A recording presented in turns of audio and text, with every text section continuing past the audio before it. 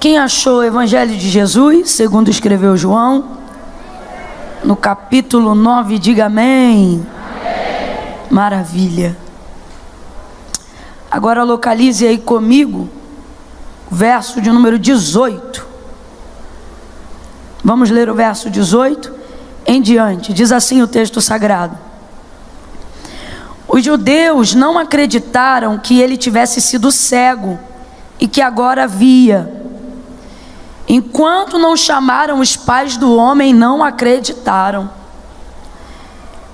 Perguntaram-lhe então a seus pais: é este o vosso filho?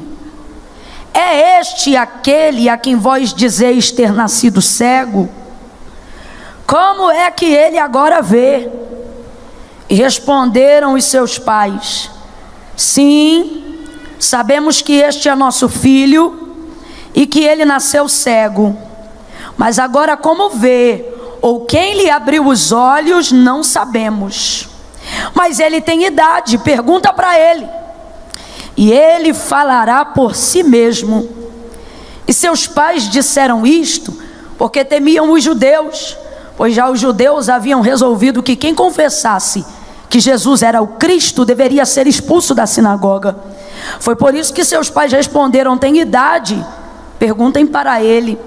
Então chamaram pela segunda vez o homem que dantes havia sido cego e disseram para ele: dá glória a Deus, sabemos que este homem que tu dizes que te curou é pecador. E respondendo ele disse: se é pecador eu não sei, uma coisa eu sei, que eu era cego e agora eu vejo. Oh, você pode dar glória a Deus por essa palavra? Vou dar mais uma chance para quem não deu. Você pode dar um glória a Deus por essa palavra? Põe a mão sobre o seu coração e ore comigo agora. Comece a orar. Se você puder, incline a sua cabeça em sinal de reverência corporal e total diante de Deus agora. Faça aí alguns segundos de uma súplica diante de Deus e peça ao Senhor: Senhor, fala comigo nessa hora. Continua falando comigo, Senhor, como tu tem falado no decorrer de todos esses dias, no decorrer de todo esse culto. Continua falando comigo, Senhor, de modo que eu não seja só cheio, mas saia daqui transbordando. Deus, ocupa meus pensamentos agora do interesse de conhecer a tua palavra. Tira de mim tudo aquilo que tenta capturar a minha mente. Vamos, comece a orar aí agora. Me deixe ouvir você suplicando a Deus. Comece a suplicar a Deus. Pedi e dá-se-vos-á. Buscai e achareis. Batei e abrir-se-vos-á. O que pede recebe, o que bate se abre, ao que busca se encontra. Comece a pedir, faça isso agora. Quando você faz isso, você impede com que toda distração que estava tentando tua mente, teu coração até agora no culto, com que ela seja agora bloqueada, neutralizada. Por isso a intercessão, por isso a constância no clamor. Vai começando a suplicar aí, já eu vou orar, mas comece a suplicar pela tua vida. Deus, eu preciso entender o que a tua palavra diz. A tua palavra tem poder para entrar em áreas profundas na minha alma. E isto não depende só de quanto a Camila vai pregar, mas depende do quanto o meu coração está disposto a receber. Abre o meu coração, vamos lá, comece a pedir, abre o meu coração. Espírito Santo, dá entendimento na minha mente. Eu estou te ajudando a orar. Vai, comece a suplicar, vai suplicando aí. Isso.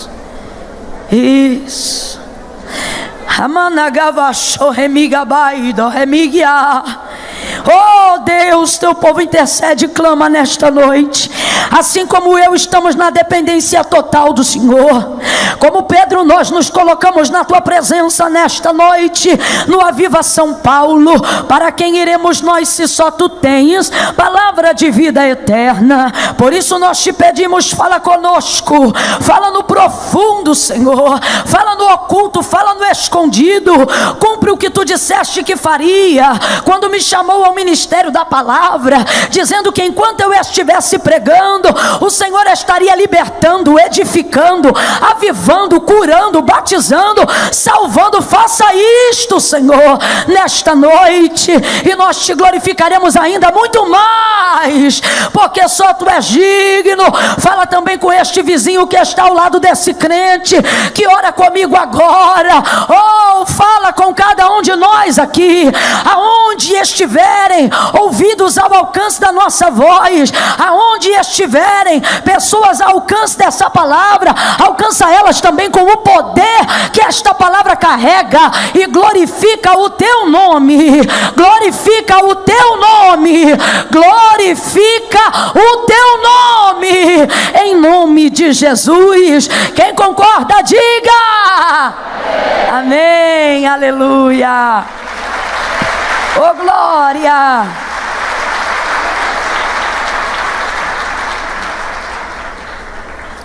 Oh glória a Jesus. A narrativa do texto que a gente acabou de fazer menção nessa noite fala sobre o que aconteceu na vida do cego de nascença depois que Jesus passou pelo caminho aonde ele estava.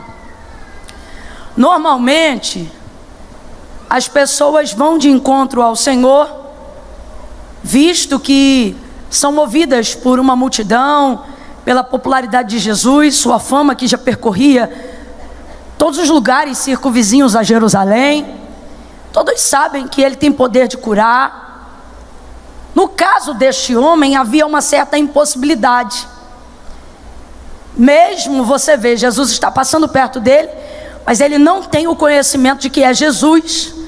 Então ele está numa posição diferente da maioria das pessoas que já buscam sabendo o que vão buscar. Há nele uma necessidade, há nele uma deficiência, há nele um problema, uma questão, um drama, um dilema, que inclusive coloca ele numa circunstância de vida muito difícil, coloca ele na condição de um esmoleiro, que na verdade não é o termo próprio de acordo com a lei. Não é correto chamar alguém que porta qualquer tipo de deficiência daquela época de esmoleiro, porque na verdade a lei mosaica é que impedia as pessoas, por causa dessas deficiências, de serem incluídas na sociedade dentro de um sistema normal. Porém, essa lei também protegia tal pessoa portadora de qualquer deficiência. Era por imposição obrigatória da lei que lhe fosse dado um auxílio generoso, que a gente chama grosso modo, não tem o bom traquejo no hebraico, mas falando aportuguesado seria o que chamamos de nedavá, que é a oferta da caridade. Só para você poder entender, em Atos dos Apóstolos no capítulo 3, quando Pedro e João estão subindo para orar no templo, e tem ali um coxo de ambos os pés, com a mão estendida, esperando o que o texto narra como uma esmola, na verdade ele está ali cumprindo o que a lei lhe garante como direito, porque se ele não tinha o direito, ou se era privado de viver na sociedade como um todo, como qualquer trabalhador, Moisés então havia declarado a mando de Deus o auxílio.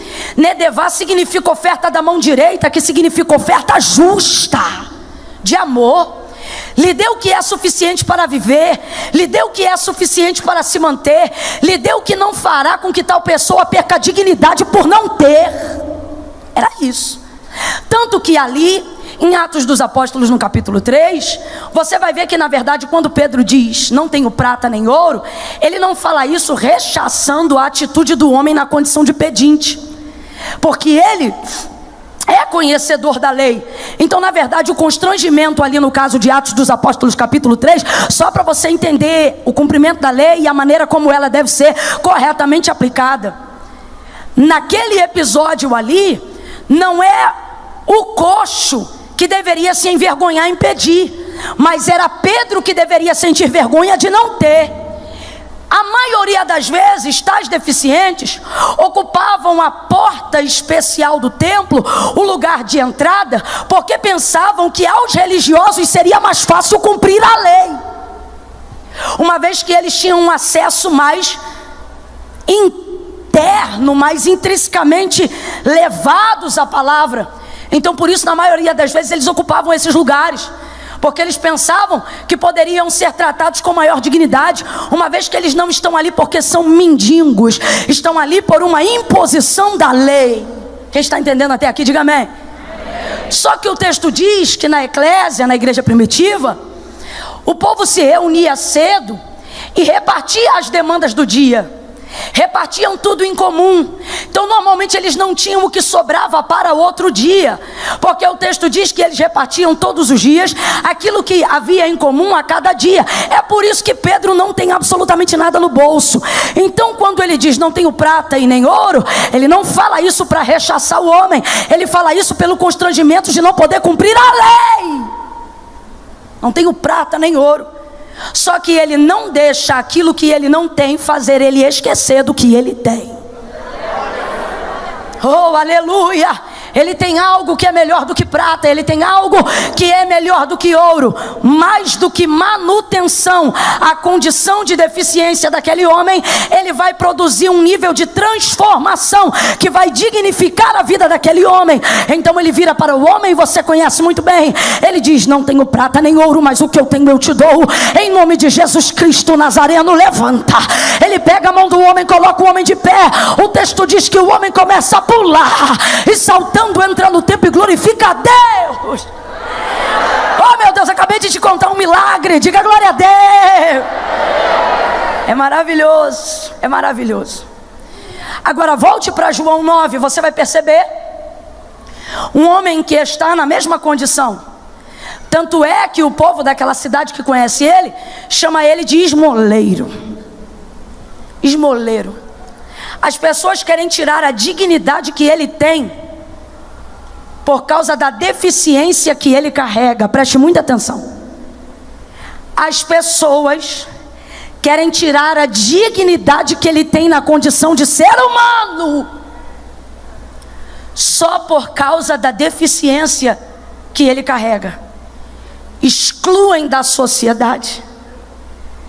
E então em João 9, você vai perceber um dos raros milagres em que não é Jesus indo atrás de quem precisa, não é a pessoa que precisa indo atrás de Jesus, mas é Jesus indo atrás de quem precisa.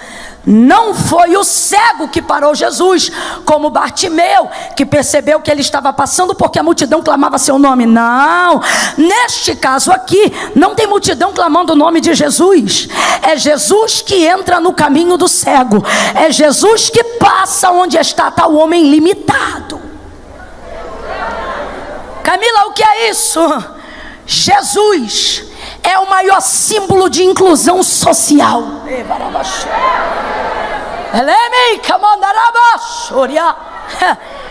Jesus é a maior prova que ninguém pode ficar de fora só porque é deficiente.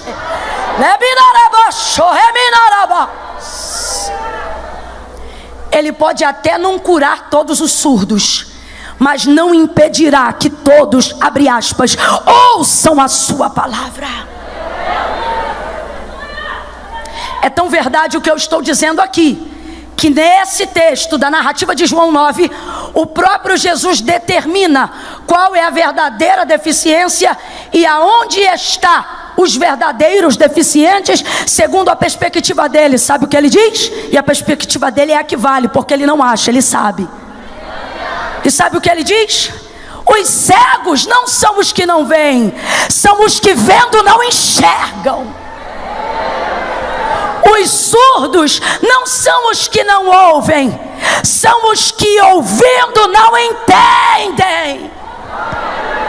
Eu vejo que aqui, por exemplo, tem uma parte da igreja de pessoas limitadas auditivamente, mas elas estão, abre aspas, ouvindo ou não estão ouvindo? Tem alguém ali compartilhando? Elas estão entendendo ou não estão entendendo? Então diga para mim, a palavra de Deus está em vocês, sim ou não? Se estiver sim, e apesar de não ouvirem o que eu digo, mas mesmo assim discernirem o que eu falo, faça sinal de ok para que a igreja veja que vocês ouvem.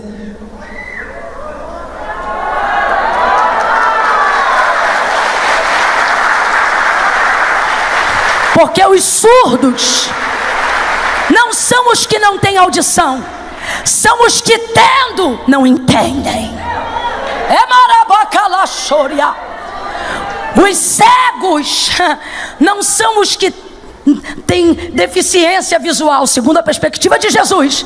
Os cegos são os que vendo não discernem nada. Agora Jesus para no caminho de um homem que é tratado como um esmoleiro, como se não tivesse dignidade dentro da sociedade por causa da deficiência que ele carrega. Diferente dos outros que podem buscar a Jesus, Jesus vai buscar ele. Ele cumpre o salmo de Davi, quando Davi disse: busca-me porque estou como uma ovelha desgarrada. O que é que ele está dizendo? Eu estou desviado? Não, eu só não sei como retornar ao caminho que eu conheço. Jesus agora passa por este homem. Completa aí para mim, por favor, igreja. Jesus agora passa por este, e todos olham para ele e veem um cego. Porque a sociedade só olha para o que você tem, só olha para as limitações que você carrega. A própria vizinhança que viu ele nascer e sabe que ele é cego desde nascença, depois que ele volta curado, enxergando, depois de ter passado no tanque de Siló, sabendo que ele já era um homem curado, apontam para ele, e ao invés de dizerem: olha, ele foi curado, porque o milagre é maior do que o constrangimento, mas não, apontam para ele dizendo: não é este o esmoleiro? Elas não esquecem do que você já fez para viver. A sociedade é assim: ou ela te julga pelo que você tem, ou ela te julga pelo que você faz. A narrativa do verso 1 do capítulo 9 de João diz que quando Jesus ia passando, vírgula, viu um homem, vírgula. Aí o texto diz que os seus discípulos, ao verem o homem, perguntaram: Rabi, quem pecou? Ele ou os seus pais para que nascesse cego? Acreditam que a deficiência dele tem a ver com karma. Alguém deve ter feito alguma coisa para este homem viver assim. Diga aí, Rabi, o senhor que é mestre, o senhor que entende, o senhor que conhece, por que ele é assim? Por causa do pai ou por causa da mãe? Por quê? Porque eles só olham para a deficiência. Então presta atenção, a sociedade chama ele de esmoleiro, porque só olha para o que ele faz. Completa para mim, por favor. A sociedade só chama ele de esmoleiro, porque só olha para o que ele, e os discípulos só se referem ao homem chamando ele de cego, porque só olham para o que ele tem.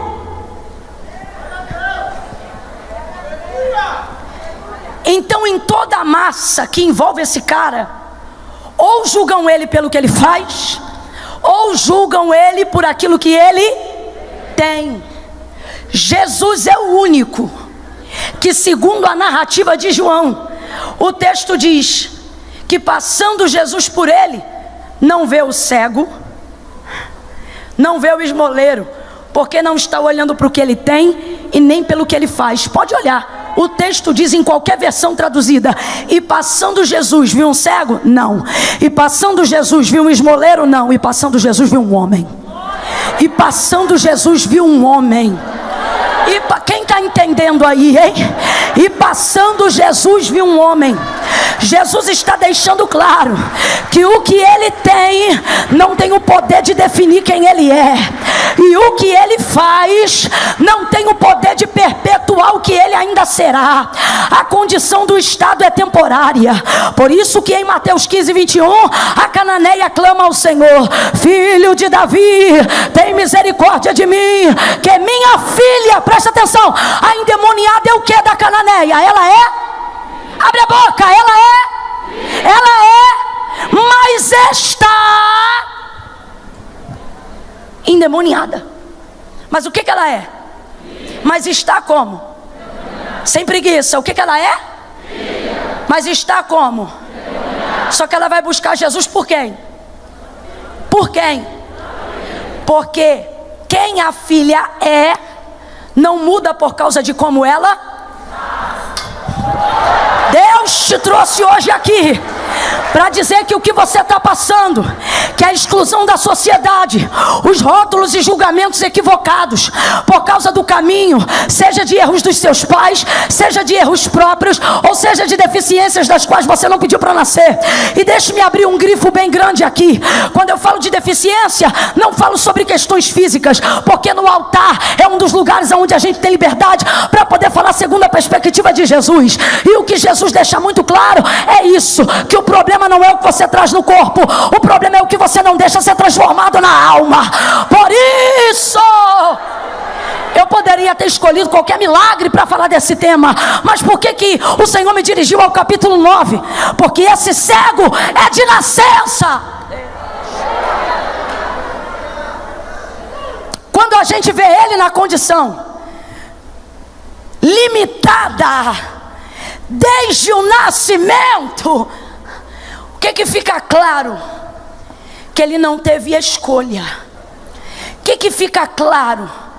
Que não houve karma. O que fica claro? Para os homens, consequência. Para Jesus, oportunidade. Oportunidade de fazer o nome de Deus conhecido na vida dele. Camila, beleza, estou achando uma massa você entender sobre inclusão social. Só que eu não vim aqui para dar uma de filantropa. Nada contra, pelo contrário, glória a Deus por cada um. Só que o que eu vim aqui dizer é que não pense você que os deficientes são os que estão me ouvindo na cadeira de roda. Que os únicos deficientes nessa noite são os que estão me ouvindo por Libras. Que os únicos deficientes nessa noite são os que lerão a Bíblia por braille. Os maiores deficientes são aqueles que têm problemas que lhe parecem incorrigíveis no caráter, porque natureza caída adâmica. Aí você está me ouvindo aqui dizendo: não, eu estou de boa, sou crente, eu não peco. Você pode até não pecar, só não pode dizer que não é pecador, porque Jesus disse que aquele que diz que não peca já pecou, porque é mentiroso. Todos pecaram e destituídos foram da glória de Deus. Jeremias disse: em pecado fui gerado, em pecado me concebeu a minha mãe. Davi disse: em pecado fui gerado e em pecado me concebeu a minha mãe. Quem te concebeu no nascimento, a primeira pessoa que te recebeu foi o pecado. Quem te botou no colo foi a graça de Deus para te desligar deste pecado. Agora ouça-me com atenção.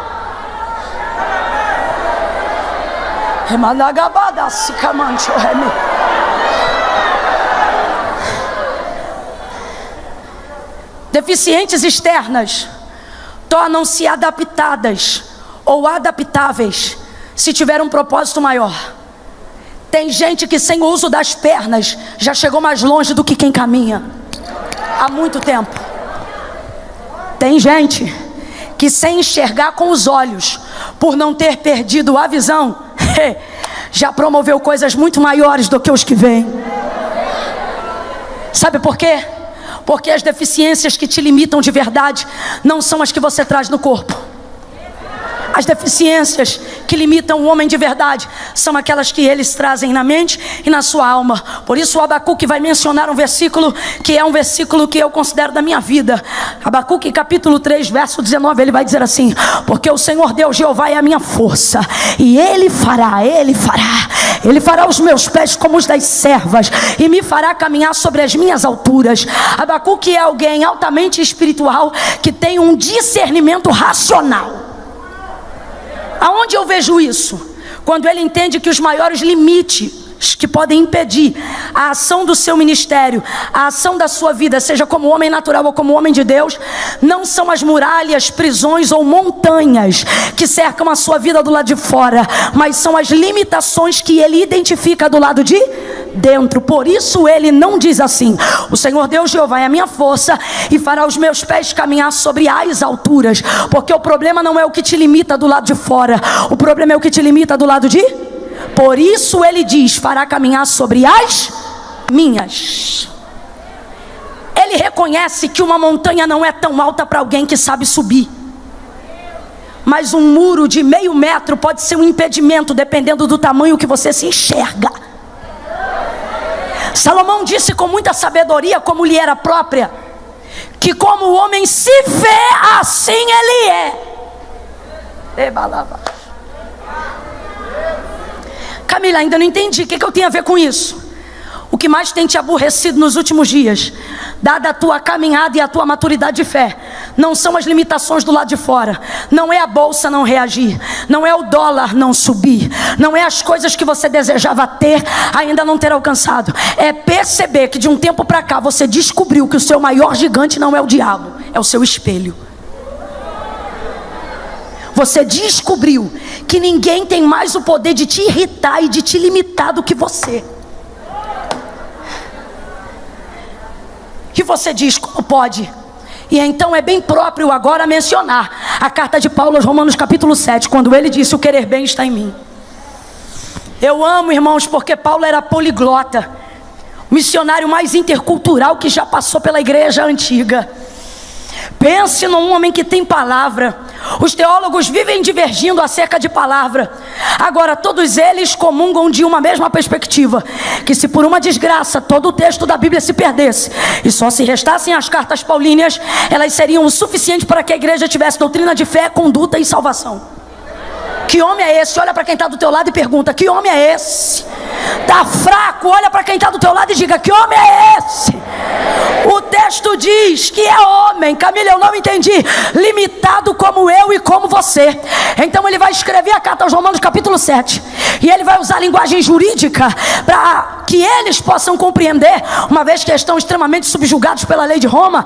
E aí ele diz assim: o querer bem está em mim, mas ocorre que todas as vezes que eu projeto em fazer, eu encontro outra lei, isto é, dos meus membros, que opera contra a lei que está em mim, de modo que o bem que quero fazer eu não faço, mas o mal que eu não quero, sem programar eu faço. Entenda, discirna. Ele está dizendo que ele sai para executar o bem que está nele. Então ele tem consciência do bem, sim ou não? Ele está se programando para fazer o bem, sim ou não? Ele está planejando executar o bem, sim ou não? Só que o texto diz que caminhando, é isso que significa, para fazer o que é bem no meio do caminho, sem planejar.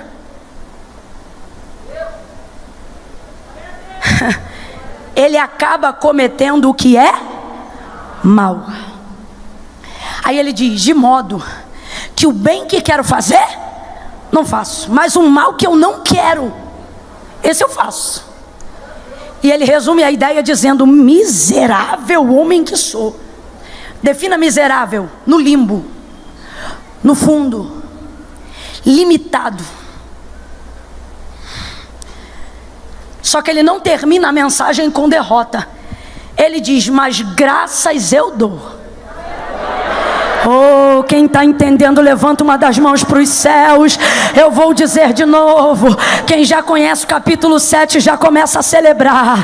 Ele diz: mas graças eu dou a Jesus Cristo, a Jesus Cristo, que em tempo oportuno vai me livrar do corpo desta morte. Ele considera a sua carne o seu cárcere privado. A alma quer fazer bem, a mente está preparada para servir, mas enquanto ele executa aquilo que é para a glória de Deus, a carne grita e ele tenta impedir. Sabe por quê? Porque a carne não opera voluntariamente para Deus bem algum.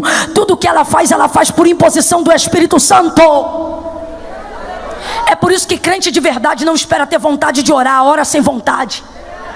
É por isso que crente de verdade não espera carona para vir para a igreja. Ele dá o jeito dele e chega para ter vida devocional. É um jeito de você dizer para a alma: alma, eu até entendo as suas emoções, mas quem governa a minha vida é o Espírito. É o Espírito. Porque a carne só milita em prol dela mesma, mas o Espírito edifica todo o corpo. Por isso você precisa edificar o Espírito. Então ouça bem, veja bem. Essa deficiência que nós carregamos não tem a ver com aquilo que a nossa carne manifesta do lado de fora, mas tem a ver com os limites que nos cercam do lado de dentro. Tem gente aqui que está tão chateado consigo mesmo. Tem gente aqui que se pudesse dar um soco, dava na frente do espelho. Ninguém ultimamente tem tido maior capacidade de te aborrecer do que você mesmo. Você diz: eu tenho palavra, eu tenho fé, tudo está pronto, mas eu não estou conseguindo fazer a minha parte. Isso é o que mais te incomoda. Seu nível de procrastinação.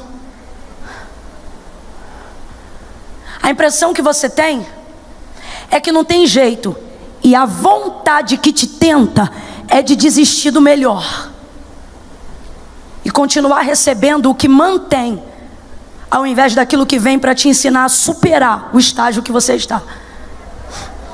Ninguém aqui tem vontade de desistir porque não quer mais o que queria. A gente não desiste por deixar de querer, a gente desiste por se cansar enquanto tenta.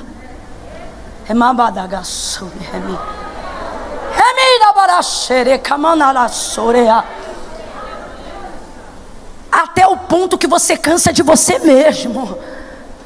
E o Senhor está dizendo: isso é a sua natureza adâmica. É Esta é a deficiência do seu nascimento. Por isso João 9 hoje.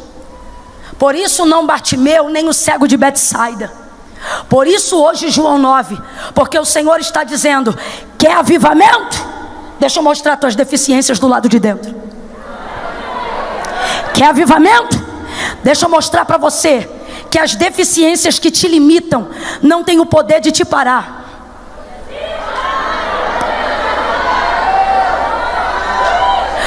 Você está querendo desistir do que Deus não desistiu. Você está querendo deixar o que Deus não deixou. Você está querendo largar o que Deus não largou. Você está querendo deixar de ir aonde Deus já foi por você. Você está querendo deixar de viver o que Deus já determinou como promessa. E não é porque você não quer mais esse lugar. Não é mais porque você não quer essa unção.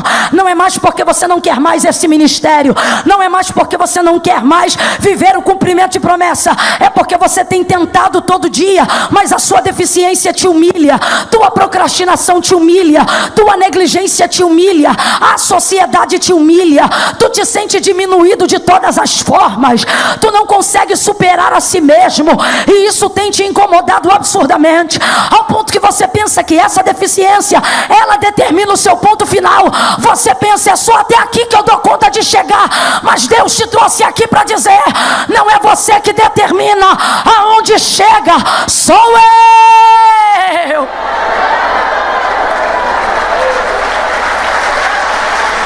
E eu vou te mostrar. Assim diz o Senhor: eu vou te mostrar. Assim diz o Senhor: e eu vou te mostrar. Para quem, Camila? Para quem vai se cansar, mas não vai desistir. Assim diz o Senhor: eu vou te mostrar. Que a sua deficiência, seu limite, seja ele pessoal, financeiro, físico, emocional, não tem o poder de determinar aonde a sua vida acaba. Olha para quem está do teu lado e diga: como eu estou. Prega e diga: como eu estou. Só diz: como eu estou. Não diz tudo que eu vou ser. O Deus de Abacuque está aqui nessa noite. O Deus de Abacuque está aqui nessa noite. Deus te trouxe hoje aqui para dizer: tua circunstância é temporária, tua promessa não. Tua circunstância é temporária, teu milagre não. Tua circunstância é temporária, minha palavra não. A tua circunstância é temporária, a promessa que eu te fiz não. A deficiência daquele homem limitava ele. Jesus passa por ele, e aonde todos veem um cego ou um esmoleiro, Jesus olha para o mesmo lugar, para a mesma pessoa, e vê primeiro um. Sabe por que tem gente nessa última hora, na nossa geração, achando que não serve para viver o chamado ou cumprir o propósito de Deus na sua vida? Porque são pessoas que acham que Deus só quer encontrar com elas no seu estado sobrenatural o tempo todo. Só que no dia que Deus criou o homem, Deus sabia o que estava criando. E o texto não diz que ele fez anjo nem ser sobrenatural. Deus te fez para antes até de ser crente, e ele é consciente de que você é ser humano. A maioria das pessoas querem se afastar das suas fraquezas e se tornam sepulcro caiado.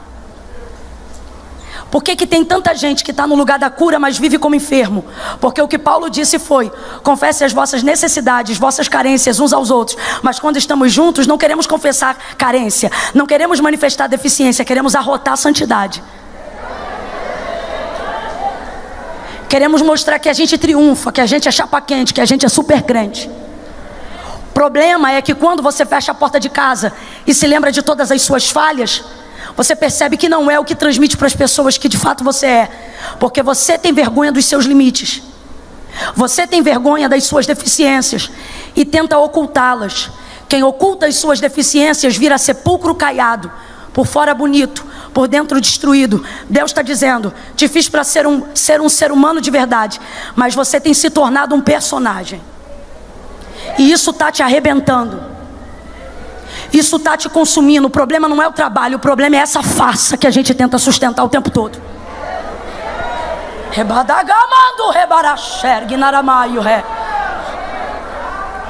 Quem é o rapaz aqui do teclado?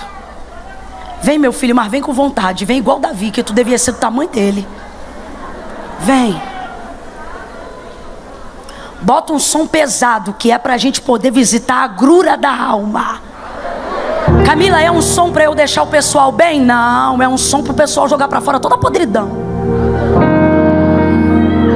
Porque Deus está dizendo que não vai deixar de ver quem você é por causa de como você está.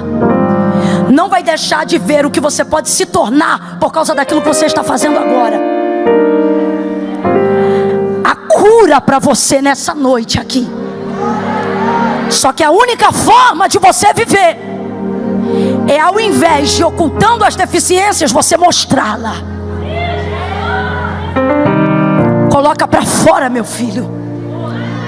Ao invés de querer inspiração para orar e falar palavras bonitas, ó excelso, magnânimo, ó todo... Não, dobra o joelho e diz: Jesus, eu me sinto podre. Eu estou me sentindo tão mal, tem mais de 7 dias que eu não falo contigo. Eu vou para a igreja e só oro na igreja. A Bíblia, o Senhor sabe, só abro lá. Camila, o que vai acontecer? Vai acontecer o que aconteceu com o próprio Jesus no Getsemane.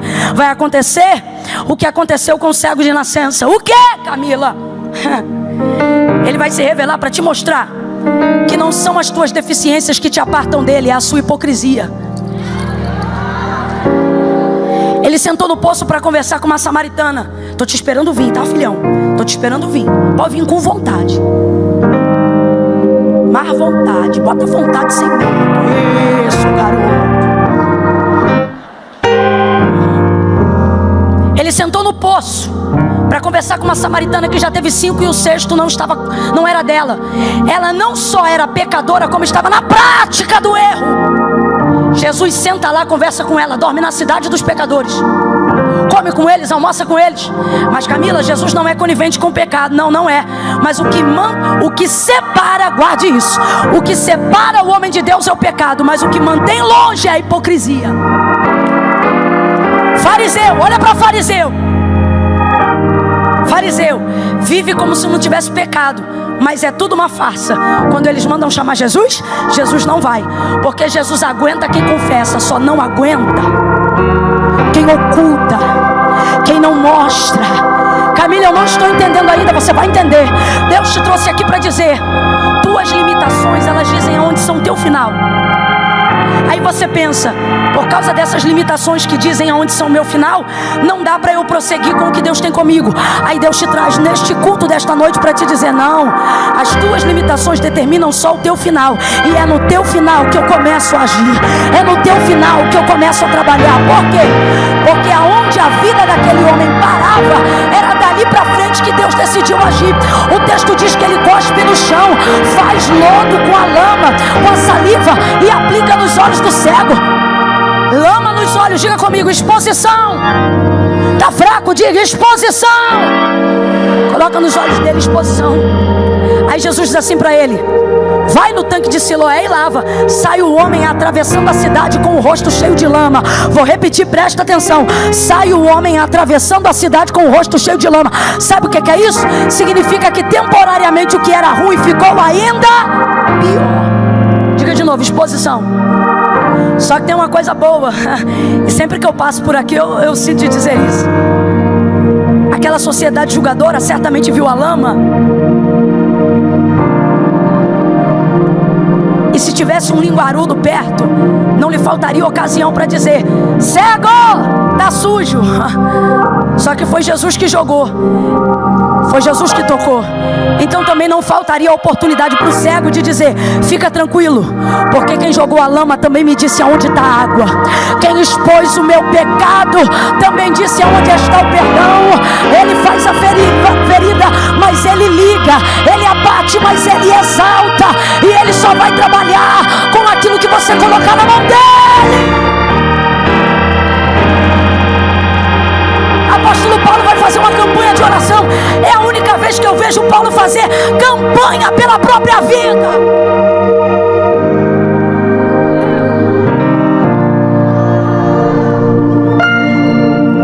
Ele diz assim: Senhor, há um mensageiro de Satanás que vem me esbofetear, e um espinho na carne que me machuca.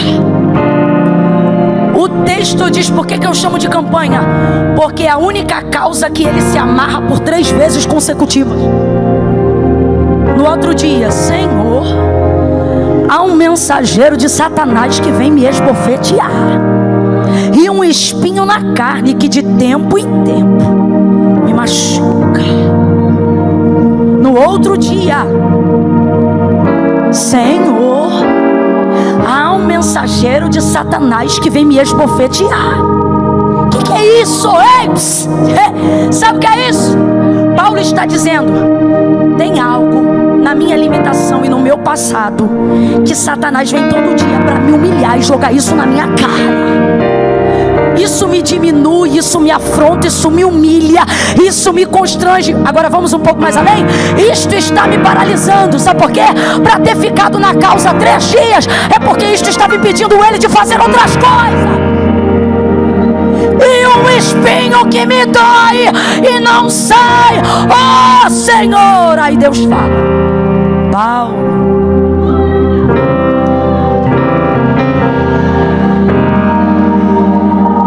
baterista pode subir também. Paulo, a minha graça te basta. Camila, por que você não vai logo para a parte da cura? Porque nem sempre a cura é Deus botar de pé as tuas pernas. Nem sempre a cura é Deus tirar do cego a cegueira. Nem sempre a cura é Deus te dar um ministério conhecido. Nem sempre a cura é passar o microfone para a tua mão. Vou falar um negócio aqui, quem tem ouvidos entenda. Foi a primeira vez que Paulo persistiu em um único alvo de oração. Foi a primeira vez que ele persistiu em uma única motivação. E certamente foi uma das vezes em que ele mais se aproximou de Deus por causa da angústia. Então eu não vejo Deus dizendo: eu vou tirar. Eu não vejo Deus dizendo: eu vou remover o que te fere. Eu não vejo Deus dizendo: eu vou arrancar o que te humilha. Eu não vejo Deus dizendo: eu vou tirar de ti o que te expõe. Sabe por quê? Porque a gente nunca conversou tanto deste então. Você nunca esteve tão perto de mim deste então. Eu estou parafraseando, quem está entendendo o que acha. Deus está dizendo: suas deficiências não vão parar você. Eu vou começar a trabalhar em cima dela. A minha graça te basta.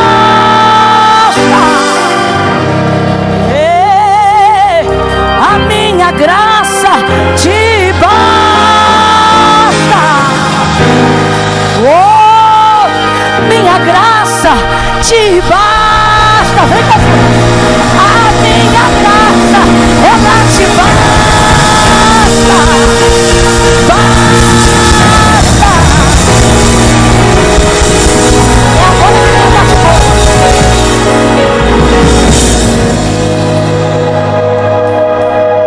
E o meu poder. Dani, eu quero falar em inglês. É power que eu falo?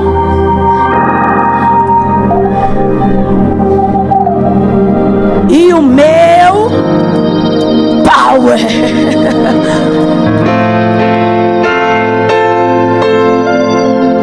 Meu poder se aperfeiçoa na força, nos seus dons, nas suas qualidades, no que você tem de melhor. Você pega o que você tem de melhor e diz: quando isso aqui estiver bom, eu vou dar para Deus. Deus diz: quando estiver bom, não precisa mais me entregar não. Porque se eu pego para usar o o que você melhora é o teu nome que se ergue, não é o meu. Agora, se tu tiver coragem de botar para mim o que ninguém pegaria, se você tiver coragem de colocar no altar o que ninguém colocaria, se você tiver coragem de confessar o que ninguém confessaria, se você tiver coragem de deixar Jesus jogar a lama e exibir a área da deficiência e expor. Irmão, aí você vai ter visões até o terceiro céu. Ele entendeu, olha o que ele entendeu, discernindo a cabeça de Paulo. Eu acho que eu sou bom, eu acho que eu poderia viver sem espinho na carne e sem mensageiro de Satanás. Só que na perspectiva de Deus, não tem condições dele sem espinho e sem esbofeteado deixar de se gloriar depois de ter visto o que viu. E o que eu estou falando não é obra de Camila, é o Senhor que diz e dá a ele esse discernimento quando ele responde, ao ponto que depois disso ele escreve: e foi-me posto. Aí ele entende.